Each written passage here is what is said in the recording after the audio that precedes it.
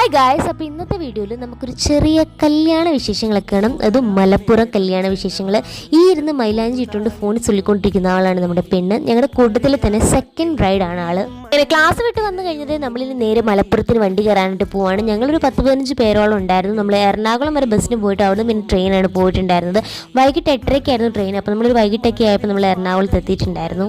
KSRTC സ്റ്റാൻഡിലെത്തി rail റോൾസിൽ നിന്ന് ഓരോ റോളൊക്കെ വാങ്ങിച്ച് വെച്ചിട്ടാണ് നമ്മൾ ട്രെയിൻ കയറിയിട്ടുണ്ടായിരുന്നത്. അല്ലെങ്കിൽ നമുക്ക് വിശന്ന് പണ്ടാരടങ്ങുമെന്ന് ഉറപ്പായിരുന്നു.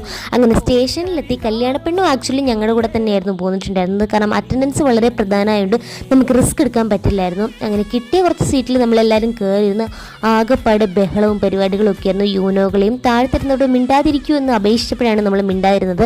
അങ്ങനെ നമ്മളിതാ കുറ്റിപ്പുറത്തിറങ്ങി. അപ്പോൾ ബാക്കി വിശേഷങ്ങളൊക്കെ ഞാൻ വഴിയെ കാണിക്കാം.